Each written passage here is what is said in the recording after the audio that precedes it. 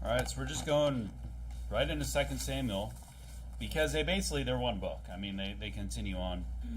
I saw somewhere that the break between them is artificial. But clearly what we can see is it's a continuation of 1 Samuel 31. I mean, immediately after 1 Samuel 31 is when 2 Samuel 1 takes place. So actually what I'll do is I'll just remind us what we went through in 1 Samuel 31. We talked about the fact that basically this is when Saul, if you remember, he's basically forsaken out there. He's surrounded by the Philistines. He's afraid that they're going to abuse him and do who knows what to him. So he asks his armor bearer to kill him, and his armor bearer is too afraid to kill, the king. So Saul kills himself, falls on his sword, and his armor bearer does the same thing. There are a couple things we looked at. One, Saul's sin led to this other guy to commit sin too, because suicide is terrible. It's wicked. It's something that we should never even consider. But what we also learned from that is that Saul, previously, and I think it was 1 Samuel chapter 28, Samuel said, "You'll be with me, you and your sons will be with me tomorrow." And, I think the Bible is very clear that Saul's in heaven. Saul was saved, but he committed suicide, which means that even if you commit suicide, if you're saved, you don't lose your salvation. It's not the one sin, that Jesus didn't die for. Suicide's a sin just like everything else. It's terrible. We should never even contemplate it. It's weak. It's a sign of faithlessness. It's a sign of total selfishness to commit suicide, because people underappreciate the value that they actually have in this world and in other people's lives.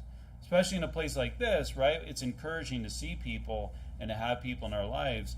And I like to think that if you're in church and you're trying to live a godly life, that you'll never come to that point, because you'll realize that you're too important to the people around you. But if someone ever does feel like that total darkness, if you will, church is the best place to be revived. It's like we sing. What did we sing? Revive us again. Songs like that. And we talked about the fact that people have told us that it's very dangerous to teach people that if they commit suicide, they can still go to heaven. But the point there is that the Bible's not dangerous. That's real hope, to know that no matter what, when we die, we're going to go to heaven. Otherwise, if people start thinking, if I do this sin, I don't go, then it starts to lead down a path, right? And then you start basically teaching a works-based salvation. And I did want to make the point, when would suicide be acceptable? And I think it would never be acceptable. It would never be the right thing to do. It doesn't matter what circumstance you're in, because you're kind of taking God out of the picture, right? But that was a big point there. But I think Saul did die a very dishonorable death. And the question would be, what would have happened if Saul had not done that? Well, maybe he could have gone out with a glory. We're not like these Norse. We're not like Thor worshipers, where we think that he's going to die in battle and go to Valhalla because But at the same time, it's much more honorable death to actually go out fighting, than to commit suicide. It's very weak. So, anyways, we're starting in 2 Samuel chapter 1. And before I get into it, I will pray. Heavenly Father, thank you for this opportunity to preach, and I just pray that you help me to preach this chapter here in this book. In Jesus' name we pray. Amen. So we'll start there in verse number 1. Now it came to pass after the death of Saul. Now David doesn't know that he's dead yet, which you can tell by reading that.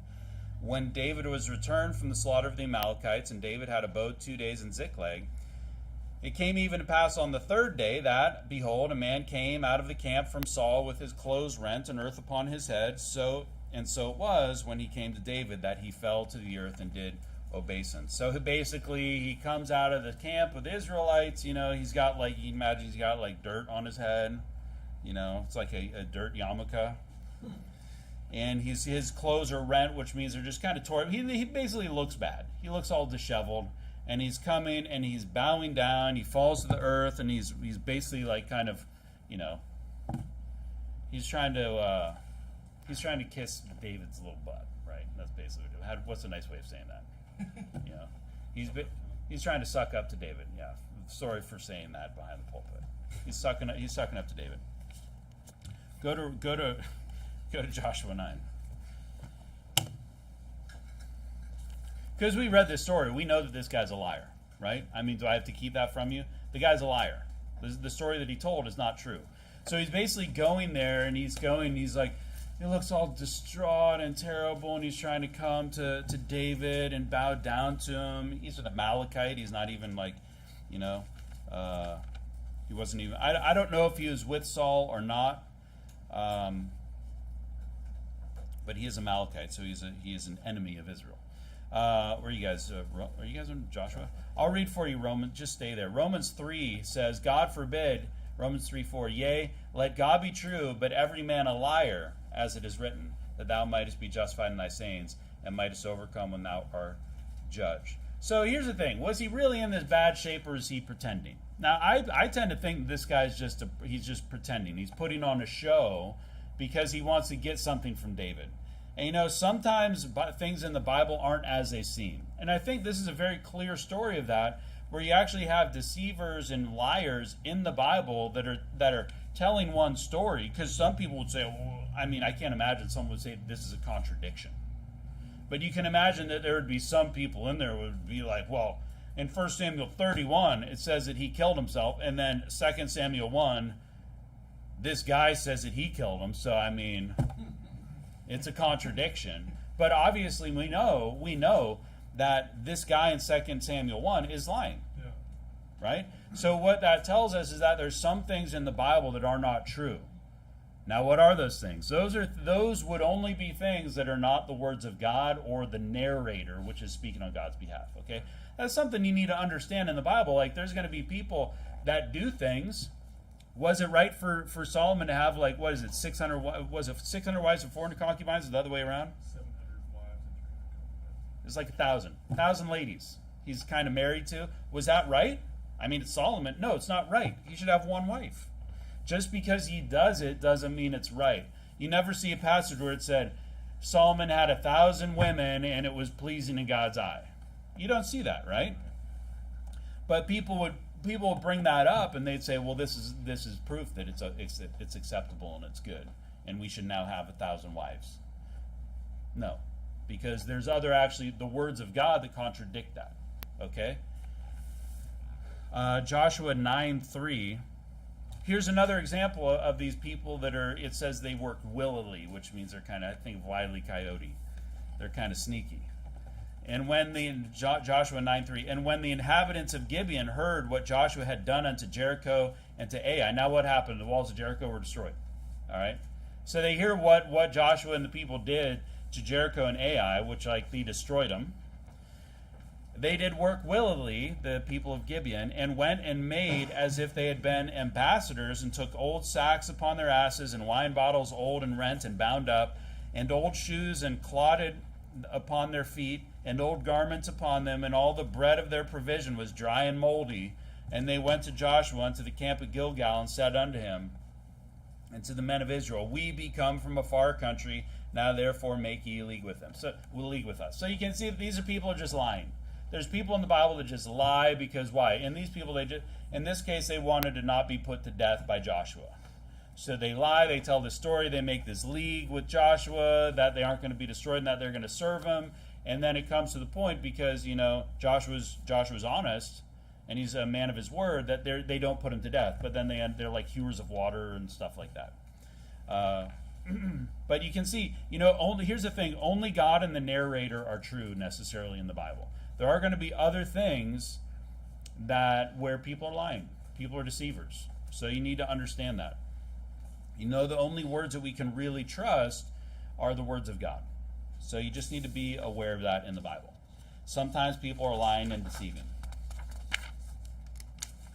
Let's keep going. Verse number 3, we'll read through 10. 2 Samuel chapter 1, verse 3. And David said unto him, from whence comest thou? And he said unto him, out of the camp of Israel am I escaped. And David said unto him, so maybe he was like a captive and he escaped, if that's what that means. But, we can't really believe what this guy says anyways. And David said unto him, how went the matter? Because David doesn't know what happened. I pray thee, tell me. And he answered, that the people are fled from the battle, and many of the people also are fallen and dead. And Saul and Jonathan his son are dead also. And David said unto the young man that told him, How knowest thou that Saul and Jonathan his son be dead? Which I guess, don't take someone's word for it, ask for some proof. And the young man that told him said, As I happened by chance upon Mount Gilboa, behold, Saul leaned upon his spear, and lo, the chariots and horsemen followed hard after him. And I was looking at some things that people were saying that when he was leaning on his spear, it's because he was like pierced by the spear. Which I don't read that at all. Like, why is he being pierced by his own spear? Isaiah 8, we can just go there real quick.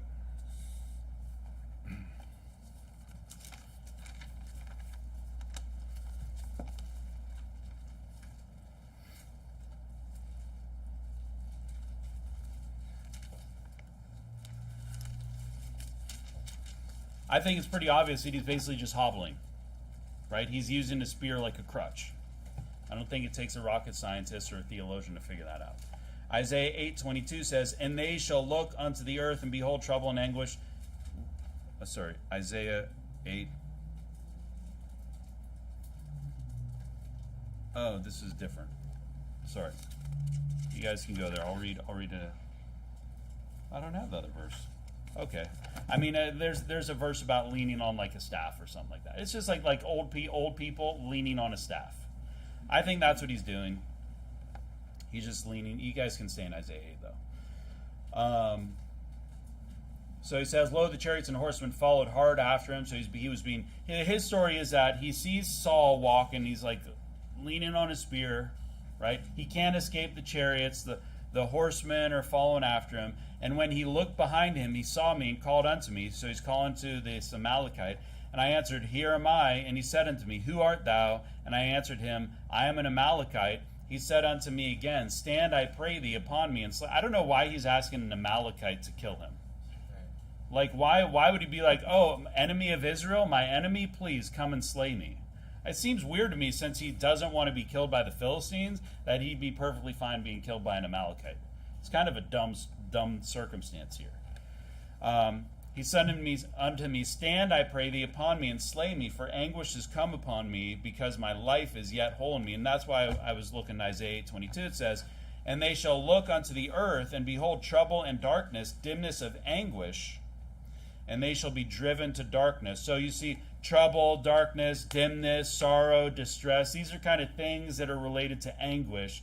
So he's basically lost all hope. He's basically his story is Saul's lost complete hope.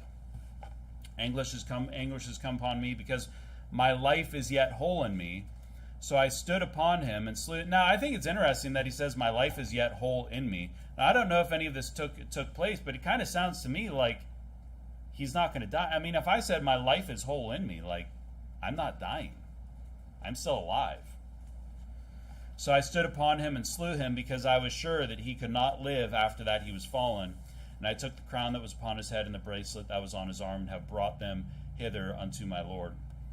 So, this is kind of the Amalekite story.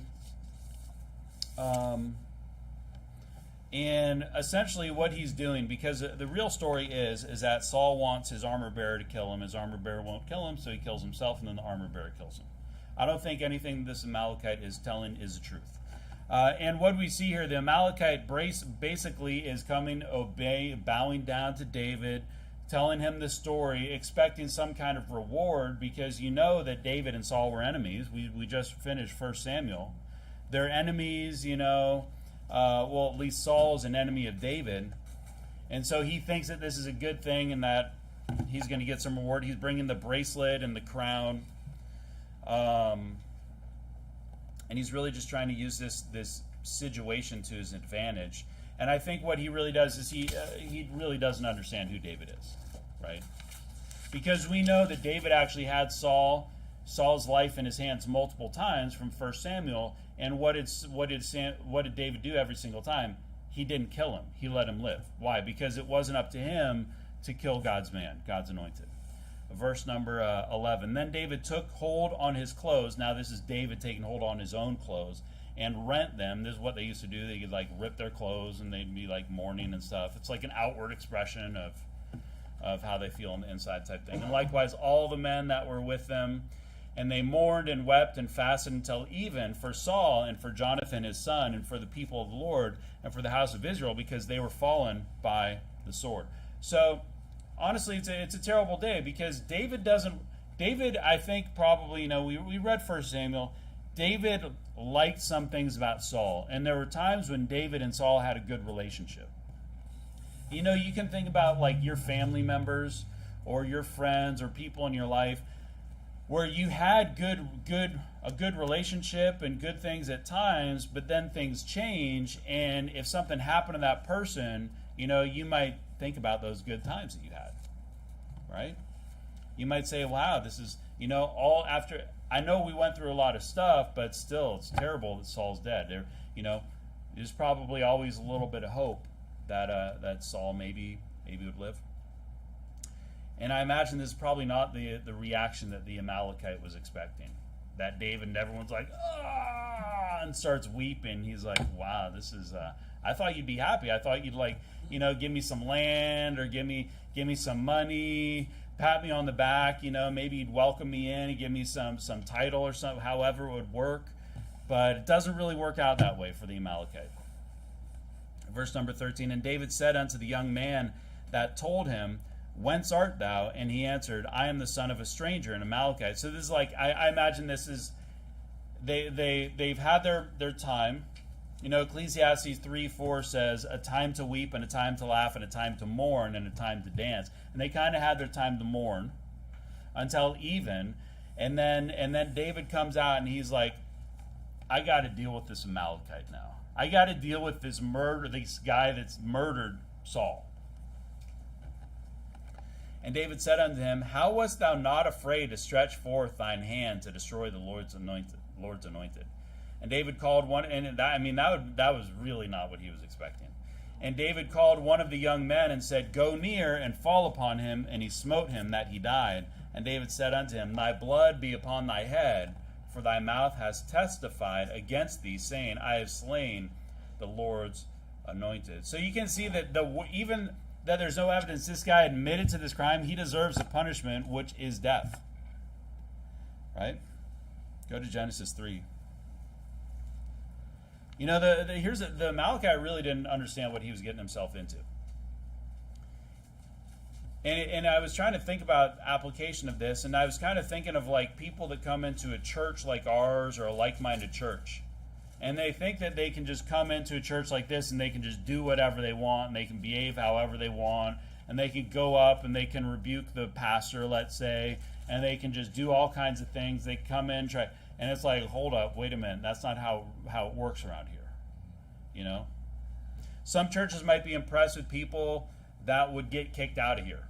That's true, right? The weird people that are just always going off and always like trying to preach some, like my neighbor, right? My neighbor tells me that he's having some men's group from his church at his house, and he invites me to it. And I'm thinking to myself, like, you're divorced. What business do you have running anything out of your church?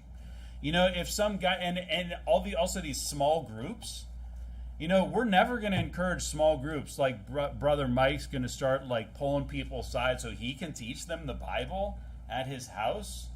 I would trust the guy, but you start opening that can of worms, and then some people are there going to be like, oh, here's a paper plate and the flashlight. Let me show you how the flat earth works. And it's like, that's not how it works here, but you're going to get some people that will come in here and they won't understand how things work, and they'll end up doing things that they shouldn't be doing. And here you have this Amalekite thinking that he can just go in and people are going to be like, all right, way to go, buddy, this is great. But even then, if you look at it, it's totally unnecessary. Was the Amalekite looking for a reward because he was bringing the bracelet and the crown, or was he looking for a reward for killing Saul? Because it seems that Saul was going to die anyways. Either way, the way I see it is he's looking to get something out of it. It's kind of like somebody coming up to one of us with some railing accusations against somebody. It's like, don't bring that here. You're going to get kicked out of this church. It's like, you can't do that around here. And it's kind of like the thing I see is, don't confuse like David's emotions for weakness. Don't confuse those things. But Genesis 3:19 says, "In the sweat of thy face shalt thou eat bread, till thou return unto the ground, for out of it wast thou taken, for dust thou art, and unto dust shalt thou return." And there's no reward for sinful gain. You want to get something, you want to earn some position or some respect, well, get it by the sweat of your face. You know what I mean? Like, this guy is trying to get it through lying and bringing the sorrow upon David and the people to the point. I mean, he didn't come bearing very good news. And there's no reward. There should be no reward for a sinful gain like that. Like, to come and try to expect something because you did something wicked. But a lot of people out in the world, like, isn't that what they want? They just want to get everything through some kind of sinful gain. But that should not be us.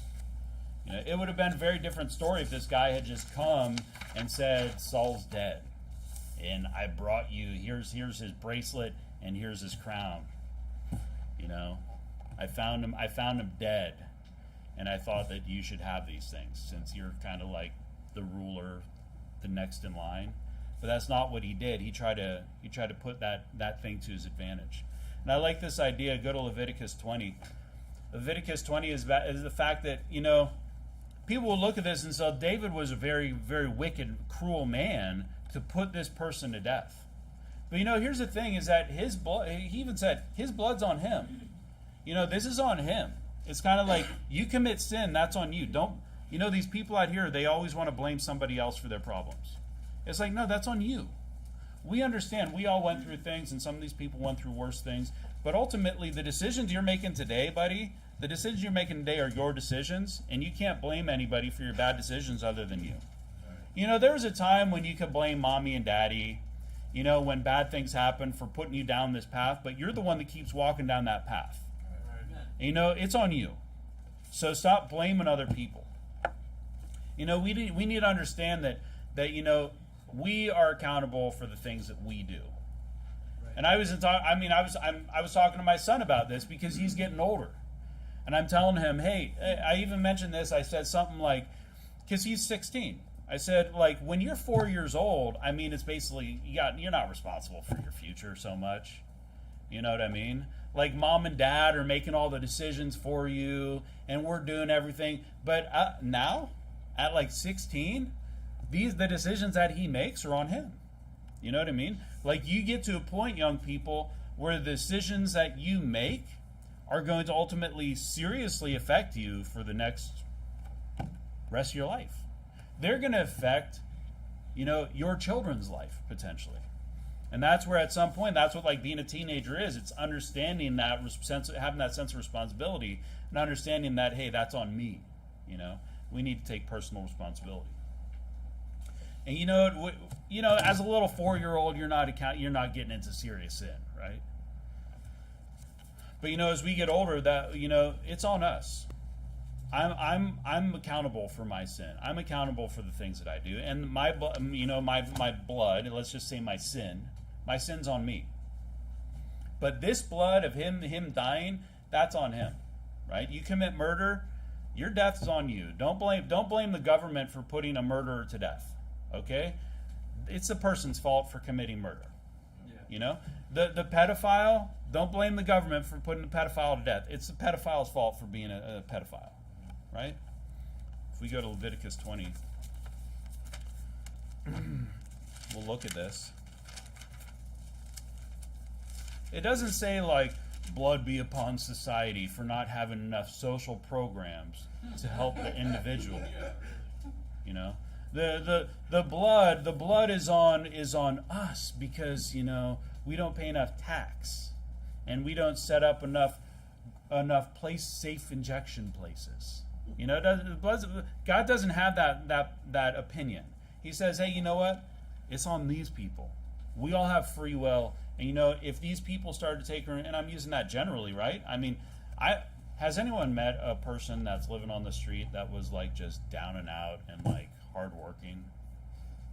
I haven't. Maybe there's some out there. But those people that are really down and out, I'm sure they probably have like some kind of apartment or some kind of housing, or maybe they're in a car, they're in a trailer, something like that. Like, I met a guy at the park over here one time who just got kicked out of his house. He's like 50, kicked out of the house by his girlfriend. He's like drinking beer with like all his stuff in the park. That's the closest I've ever been to someone who's just kind of down and out. Okay, but I'm thinking to myself, this guy probably deserves what he's got. I mean, you're like 50 and you don't even have money to stay in a hotel. Like, my goodness, like you can't just charge it and pay it off over the next like 6 months or something. Like how low can you be? Anyways, off on a tangent. Leviticus 20 verse 9 says, "For everyone that curseth his father or his mother shall surely be put to death. He hath cursed his father or his mother, his blood shall be upon him." It doesn't say, hey, blame mommy and daddy. It says, hey, that kid deserves to be put to death, and that's his fault. It's his fault. "And the man that committeth adultery with another man's wife, even he that committeth adultery with his neighbor's wife, the adulterer and the adulteress shall surely be put to death. And the man that lieth with his father's wife hath uncovered his father's nakedness, both of them shall surely be put to death. Their blood shall be upon them." And you know, the adulterer, their blood's on them. Don't blame the spouse for not giving you attention. "Oh, my husband never paid me any attention, so I just had to go and find some attention from another man." Hey, that's not your husband's fault. That's your fault. You're wicked. You should, according to the Bible, you should be put to death. Amen. "And the man that, verse number 12, "And if a man lie with his daughter-in-law, both of them shall surely be put to death. They have wrought confusion. Their blood shall be upon them. If a man also lie with mankind, as he lieth with the woman, both of them have committed an abomination. They shall surely be put to death. Their blood shall be upon them." Hey, it's not my problem. It's their problem. They should be put to death. Don't blame us for preaching the Bible. That's what they deserve. They know what they deserve. The people that commit these things, they know what they deserve. "And if a man take a wife and her mother, it is wickedness. They shall be burnt with fire, both he and they, that there be no wickedness among you. And if a man lie with a beast, he shall surely be put to death, and ye shall slay the beast. And if a woman approach unto any beast and lieth down thereto, thou shalt kill the woman and the beast. They shall surely be put to death. Their blood shall be upon them." And that, you know, this idea of that it's on them. It's not our fault for judging people. It's not our fault for implementing laws and rules. It's not David's fault for putting this guy to death because this guy asked for it. This guy came saying that I murdered somebody because, like, apparently assisted suicide is murder. You know, and it's like, what do you think abortion is? If assisted suicide is murder. You know, if someone comes to you and asks you to kill him and you put him to death and that's murder, abortion, that baby didn't have a say in it. Yeah. What little baby do you think is going to say, like, yeah, murder me? No baby is going to say that. It's murder. Okay? And their blood's on, it's on them. Their blood's on them. Don't be like the world and blame other people. You know, we always want to look around. We want to look at our spouse and our family and our parents and our coworkers and all these things, and we want to blame other people for everything. But, you know, sometimes we just need to take more responsibility for ourselves. Sometimes it's on us. You know, not necessarily the blood is on us, but sometimes, you know, we're the one responsible, and we need to just step up and take that responsibility. And, you know, here's another point. God's not to blame for casting people into hell. You know, people blame God and say God's so terrible to cast people into hell. They deserve hell. Yeah. They committed sin. Right. They chose not to seek God. They chose not to seek the truth. And then when they're sinners, they try to work their way to heaven. It's like, but you're a sinner. And they just want to, like, justify themselves for being good and being right. And they just want to, like, they're literally, like, brushing their sin under the rug. They're like, there's nothing to see here. It's like, hey, you know, the wages of sin is death. That's what the Bible says. The people that are cast into hell, they deserve it. They get what they deserve. It's their fault, you know, for not seeking God. And not, I mean, people, how hard would it be to find this church? How hard would it be to find the truth on the internet? It's very easy, okay? It's on them. It's on these people. It's on the people. What about the person on the remote island? Well, it's on that person for not getting off their stupid island and finding the truth. Or killing the guy who came there with the truth. You know, that's on them. Let's go to 2 Samuel 22.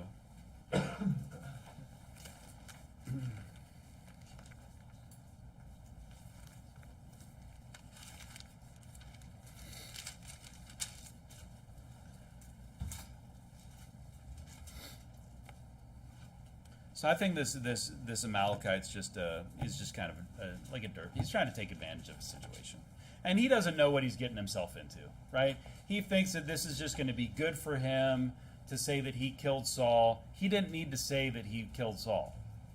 I imagine there might have been some kind of reward if he had actually told the truth. If he'd actually just been like, I was just walking along, I was trying to run away, or I was trying to do this, or what he's probably doing, he's probably just like rummaging through all the dead people, trying to take everything. He just happened upon Saul and Jonathan. He's like, wow, gold mine. Like, what a wicked mentality. 2 Samuel 22:57 says, or 25, therefore the Lord hath recompensed me according to my righteousness, according to my cleanness in his eyesight. With the merciful thou wilt show thyself merciful, and with the upright man thou wilt show thyself upright. With the pure thou wilt show thyself pure, and with the froward thou wilt show thyself unsavory. I mean, it's always better to be truthful.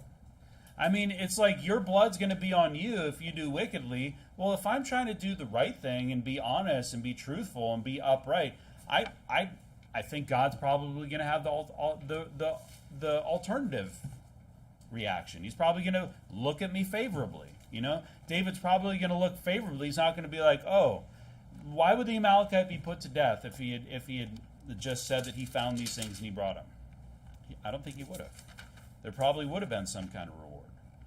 They might have just given him a little something and sent him on his way, but you know what? He wouldn't have been put to death. He was put to death because he was doing wickedly and because he took the blame for something that he didn't do. But he said he was like basically condemned by his own words. 2 Samuel 1:17. And David lamented with this lamentation. So he's basically it's like a long poem, like you can imagine it's a funeral service and they're always going to say something nice about the person that died. Lamented with this lamentation over Saul and over Jonathan, his son, and he bade them teach the children of Judah to use the bow. And I think that's interesting. It's kind of like maybe that's why Israel was defeated. Saul's walking around with his spear. Maybe he thinks that you can imagine that Saul's probably like, we don't need bows, we just need spears, because Saul's always with his spear. But I think that maybe David saw this weakness that Israel, maybe if they knew how to use a bow, or because Israel was defeated with bows, maybe the Philistines used bows. So he's saying, hey, we need to train up in the future, and that's kind of what they did. Anyways, that's a side point. It says, behold, it is written in the book of Jasher. Let's go to Joshua 10. Turn to Jasher 1. Turn to the book of Hezekiah. It's not in there. We don't have the book of Jasher. Okay? Now, obviously, we have something in here. I think, I'm not actually, to be honest, I'm not sure if it's the teaching them to use the bow is in the book of Jasher, or maybe the Lamentations in the book of Jasher, or something like that. But anyways, it's referring to this other book that we don't have in our Bible. Joshua 10:13 says, and the sun stood still, and the moon stayed, until the people had avenged themselves upon their enemies. Is not this written in the book of Jasher? So the sun stood still in the midst of heaven, and hasted not to go down about a whole day. Now, do we need the book of Jasher to tell us this? No, because it's in our Bible. It's just like, it's also written in this other book. All right? But we don't need the other book to explain it, because we already have what it said. Go to 1 Chronicles 29. There are references to books that are not in the Bible. Now we're going to look at some of these examples here. Have you ever heard of the Gospel of Judas? Yeah, the Gospel of Judas. The Gospel of Thomas. You heard of the Gospel of Thomas? The Gospel of Mary. All these books exist. There's probably a Gospel of Michael the Archangel. If you look it up, there's probably something like the Gospel of Gabriel. Just take some kind of significant character. Isn't the book of Enoch? Yeah. Well, that guy's cool. Let's have a book of Enoch. It's not in here, though, is it? It's not in the Bible. 1 Chronicles 29:29. Now the acts of David the king, first and last, behold, they are written in the book of Samuel the seer, in the book of Nathan the prophet, in the book of Gad book of Gad the seer. Now, these guys, Nathan is in the Bible, but Gad the seer, I mean, what are these? Are these other books? Are these part of these books? These guys could have their own books, but they're not in here, are they? We've got 1 Samuel, 2 Samuel. There's no book of Nathan. There's no book of Gad in the Bible. Let's go to 2 Chronicles 12.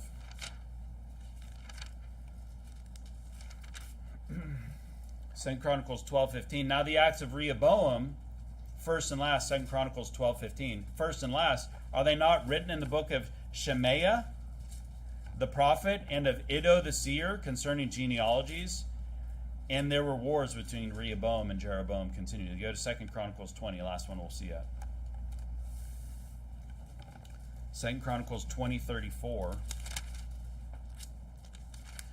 Now the rest of the acts of Jehoshaphat, first and last, behold, they are written in the book of Jehu, the son of Hanani, who is mentioned in the book of the kings of Israel. Now these are other books that seem to be mentioned in the Bible, and we'd say, where are they? Well, they're gone. We don't have them. And I'm sure if you look for these books on Google, you're probably going to find something. And people are going to read like the original King James. We don't have one here. It has the Apocrypha, right? First, and I looked through it. It's like I'm not even familiar with the names. I've heard of 1st and 2nd Maccabees though. For some reason, that's a popular one. People look at these things, and even in the translation notes for the King James, it basically says that these are not scripture. They're not inspired. They're for historical reference only. And I tell you, you don't need the reference. Okay, you don't need those, because if it's not the Bible, then it's not necessarily true.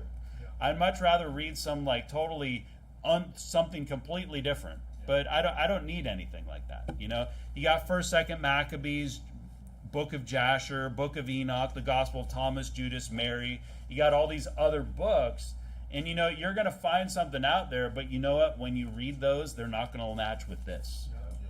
They're going to be different. They're going to teach you very different things, and it's going to be like the Book of Enoch is the one that talks about the Nephilim, I think, right? Is that right? And that's why you get all these weirdos believing in the Nephilim doctrine and the giants I don't even know how tall they are. 450 foot tall giant. That's not in the Bible. Why? Because the sons of God are the believers. It's not angels. So it doesn't make sense. Like how would a man that is saved, have a child with a woman that's unsaved, because that's what it's referring to, and have a 450 foot tall kid? It just doesn't work. That's why the books are not included in here, and we shouldn't be drawn into those things. This kind of goes back to my sermon in the morning, where it's like these people wouldn't just be like believe in something weird. These people that just want to be weird, like they don't know that they're weird, but they just gotta believe in something that's weird, like the Nephilim. Like that's weird, man. There used to be this mountain in Northern California. I forget what it was. I want to say Tamalpais, but Mount Tamalpais, but I'm not sure. And it looked like a woman laying down sideways, right?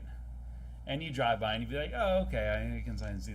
I guarantee there's people who think that's some giant 450 tall Nephilim that's under there, and they're probably trying to dig pieces up. You know what I mean? Revelation 22 says, and if any man shall take away from the words of the book of this prophecy, God shall take away his part out of the book of life and out of the holy city and from the things which are written in this book. And you know what? And it also says, if any man shall add unto these things, God shall add unto him the plagues that are written in this book. Now, I would say that is referring specifically to the book of Revelation, but I like to apply that to the entire Bible. Because I think that the entire 66 books of the Bible are the preserved Word of God, and anyone that tries to add to this, I think that they're adding damnation unto themselves. Okay, this is complete, and you know what? There's lots of people that came before us. I trust the translators. I trust all the people that come before us and the pastors that we follow to believe that this is enough. And I don't need some other books that were somewhere else or written by who knows who to teach me anything else. This is everything that I need. So, don't fall for this. Don't start looking for the book of Jasher, because I know a lot of people are going to read something like that and they're going to be like, what's the book of Jasher? And then they're going to go online and they're going to try to read it, and then they're going to find some crazy things, and then they're going to start thinking that's more important than anything else because some secret thing that only they know about. Those books have been around. There's a reason that anything like that is not included in the Bible. Yeah.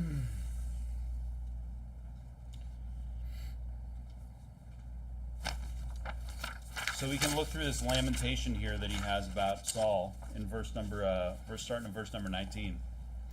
The beauty of Israel is slain upon thy high places. How art the mighty fallen? So Saul's a saved guy. I think that David had, at some point, he had a good relationship with Saul. I don't think that Saul was like necessarily pure evil. Maybe he had a good relationship with some of his family members. Maybe some people were like, Saul's cool. These people. Saul never did me wrong. There's going to be some people like that. There's going to be some people that don't like Brother Wynn because I did him wrong. But then other people are going to be like, I don't know, he's cool. He never did me wrong. I don't know. I don't have a problem with the guy. I'm not saying I'm Saul. Please don't say I'm Saul. Tell it not in Gath, publish it not in the streets of Ascalon, lest the daughters of the Philistines rejoice, lest the daughters of the uncircumcised triumph. And this is basically what would happen. You say the king of Israel is dead. What's going to happen? What are the Philistines doing? They're rejoicing. What are the enemies of the Lord doing? They're rejoicing, right? Because their king died. So he's basically like, it's a sorrowful time when the king of the nation dies. Ye mountains of Gilboa, let there be no dew, neither, and this is kind of like the mourning period, let there be no dew, neither let there be rain upon you, nor fields of offerings, for there the shield of the mighty is vilely cast away, the shield of Saul, as though he had not been anointed with oil. And this is kind of how he was treated. He was treated just like he was not God's man. This guy puts him to death, supposedly. I would believe that David believes that the Amalekite killed him at this point, right? Because that's all he knew. This is a guy that's bringing. But it's basically like he was killed just like some other guy, any guy. Vilely cast away. Just like some vile person that doesn't matter, but he is the Lord's anointed. And in this lamentation, David's just really lifting up Saul. Especially he's saved. This is not the time to start ripping on people. You go to the funeral for some saved person. You're not going to be up there and be like, well, let me list the 5 things problems that I had with him that were never resolved. That's not the time to do that. You have issues with somebody, you talk to them when they're alive, and at their funeral, generally people are saying good things. I know that there have been some funerals where people go up and they will just talk about how terrible their father was. Have you ever heard about these things? I've heard about these things before. But that's generally not what is done. Now, it's a time to remember the good things because there were good sides to Saul. If you remember in the beginning of 1 Samuel, he was a good guy. He was humble. Seems that he was hardworking. He was loyal. Seemed to work hard. From the blood of the slain, from the fat of the mighty, the bow of Jonathan turned not back, and the sword of Saul returned not empty. So he's basically saying they were mighty guys. They were kind of fearless, always going out to battle, good warriors. Saul and Jonathan were lovely and pleasant in their life. Some people say, well, Saul wasn't a very lovely person. But Jonathan was, and I'm sure there were lots of times when Saul was a really great guy too. Even the worst person is good at some points. And in their death, they were not divided, and they were divided at times, but they went out to battle together, right? And it just goes to show that, like the father and son can have disagreements, but they're still united, right? They were swifter than eagles; they were stronger than lions. Ye daughters of Israel, weep over Saul, who clothed you in scarlet, with other delights, who put on ornaments of gold upon your apparel. A lot of people probably had a lot to thank Saul for the lights and gold and stuff. How are the mighty fallen in the midst of the battle, O Jonathan? Thou wast slain in thine high places. I am distressed for thee, my brother Jonathan. Very pleasant hast thou been unto me. Thy love to me was wonderful, passing the love of women. How art the mighty fallen in the weapons of war perish. So this is really just a tribute to Saul and Jonathan. Saul died a terrible death. I mean, obviously David didn't want this to happen. David wanted Saul to probably die a good death. And this is basically, I mean, he was basically killed by an Amalekite. You know, kind of stabbed in the back by an Amalekite. You guys can go to 1 Thessalonians 4. But I would say, you know, in this time, it's he really, I mean, the relationship that David and Jonathan had was, it says here, it passed the love of women. And we talked about this in 1 Samuel. I mean, there was no, like, it was just pure friendship, pure love. You know, there was nothing weird. You know, men and women, they've got, like, the chemistry. You know what I mean? That kind of causes some issues. You know? At times, because I mean, we're different. Men and women are different. I know they're trying to say different otherwise in this world today, but men and women are different. All right, and sometimes you know, the love is very strong, and then it's not. It gets very emotional. You know, relationships get like husband and wife. They can get pretty intense, and sometimes, like with a friend, you can have your friend where there's never any problems. And I'll tell you what, if you're living with your spouse and you're actually going through things and you're two different people, you're actually going to go through some trials and tribulations that you have to work through. But with your friend goes home to his own house, his own problems. He's like, hey, when we get together, it's all good. You know, we leave all that stuff at home. You know, so they just had a really good relationship, and I think that's healthy. But I would just say here, like, this is kind of showing, despite everything that Saul and Jonathan, or that David and Saul went through, this is a time when David is actually sad that Saul died. Because despite how terrible things were in their relationship, David actually did, I think, care about Saul. And there were good things about Saul. And he's basically just reflecting on these, because when someone passes, like, those are the things that we should remember. You know, here's something for you. For the people in your life, don't dwell on the negative things. When they pass, you don't want to just have like a mind full of negative traits and negative experiences. You know, you want to remember the good things. And those are the things, like when Saul's dead, there's no more problems with Saul. Yeah. David doesn't have to worry about Saul chasing after him and being a psycho anymore. He can actually look back and be like, man, I remember those good times. I remember the good memories we had. I remember how it was in the beginning, you know? And those are the things we should reflect on, the positive stuff. And that's kind of what he's doing here. And we should also, I like the fact that they're not mourning forever, because we don't need to mourn forever. You know, ideally everybody and that's important to you in your life is going to be saved. And if they're not, I mean, you can work on it. It's a reality that not everybody that we know is going to be saved. But, you know, 1 Thessalonians 4 talks about this, the fact that, you know, we don't need to mourn forever, because the people that we care about that are saved, we'll see them again. Right. It says, 1 Thessalonians 4:13, but I would not have you to be ignorant, brethren, concerning them which are asleep. That just means like they died. Like saved people that died, right? Asleep. That ye sorrow not, even as others which have no hope. For if we believe that Jesus died and rose again, even so them also which sleep in Jesus will God bring with him. So we'll see him again one day. You know, it's always sad, like if a family member passes or something like that, or a friend, but, you know, that's a good thing. If we're all saved, then we'll all see each other again. So it's only temporary. It's just like saying, is there a song? It's just like saying goodbye for a little while. It's like they're going on a trip, and then we'll see each other again. So that's really cool. No matter what happens to the people in this room, you know what? We'll see each other in heaven someday, and we'll be without sin. So it'll be even better than it is here.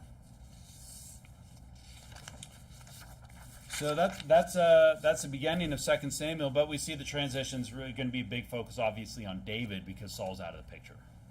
So we got the Amalekite. He comes. He's going to take credit for the death of Saul, but he's a liar. You know, it doesn't go very well for him. He ends up being put to death. His blood's on him. We talked about the fact that we're accountable for our sin. The people that commit atrocities and terrible sin out there in the world, It's on them. It's not on the system. It's not on mommy and daddy. It's on them. It talks about the fact that, while other books in here are mentioned, usually it's just saying it's also mentioned in this other book. So we don't need the other book because whatever was important is going to be in here. I'm sure there's probably some things in these books, which I believe obviously did exist at some point. Whether completely inspired by God, we don't know because it's not in here. But I think if there's anything that God did want us to know that's in those books, then it would be in here also. But even like the New Testament talks about if all the things that Christ did were written in books, like the world can contain all those things. So I'm sure there's probably a lot of things that we can learn about up in heaven someday. Then we had a tribute to Saul and Jonathan from David. And with that, let's close. Heavenly Father, thanks so much for this day and for the church and the people here. And I just pray that you bless us and help us to have a good week. And for those of us who get to take a day off tomorrow, that you'd help us to be refreshed